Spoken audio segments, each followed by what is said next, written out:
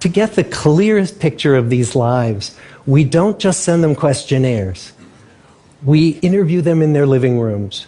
We get their medical records from their doctors. We draw their blood. We scan their brains. We talk to their children.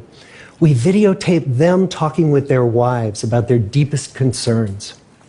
And when, about a decade ago, we finally asked the wives if they would join us as members of the study, many of the women said, "You know, it's about time." So what have we learned? What are the lessons that come from the tens of thousands of pages of information that we've generated on these lives? Well, the lessons aren't about wealth or fame or working harder and harder. The clearest message that we get from this 75-year study is this: good relationships keep us happier and healthier, period. We've learned 3 big lessons about relationships. The first is that social connections are really good for us and that loneliness kills. It turns out that people who are more socially connected to family, to friends, to community are happier, they're physically healthier, and they live longer than people who are less well connected. And the experience of loneliness turns out to be toxic. People who are more isolated than they want to be from others find that they are less happy, their health declines earlier in midlife, their brain functioning declines sooner, and they live shorter lives than people who are not lonely. And the sad fact is that at any given time, more than 1 in 5 Americans will report that they're lonely. And we know that you can be lonely in a crowd and you can be lonely in a marriage.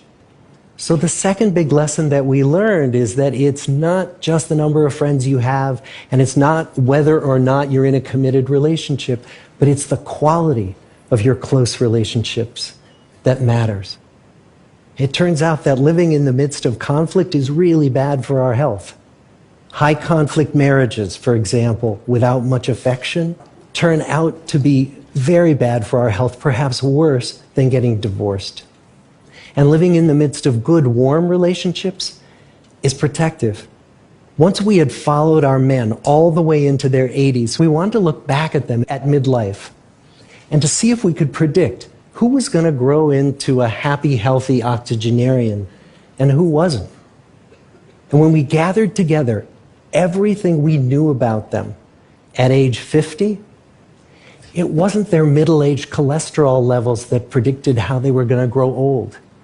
It was how satisfied they were in their relationships. The people who were the most satisfied in their relationships at age 50 were the healthiest at age 80.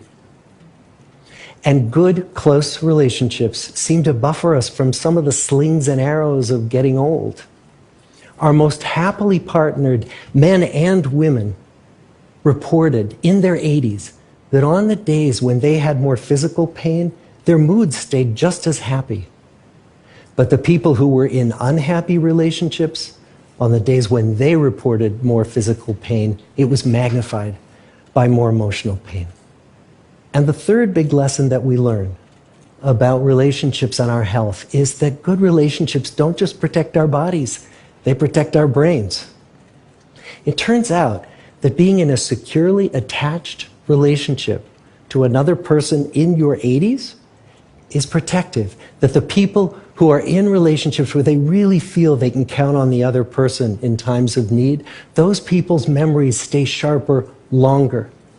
And the people in relationships where they feel they really can't count on the other one, those are the people who experience earlier memory decline. And those good relationships, they don't have to be smooth all the time. Some of our octogenarian couples could bicker with each other day in and day out. But as long as they felt that they could really count on the other when the going got tough, those arguments didn't take a toll on their memories.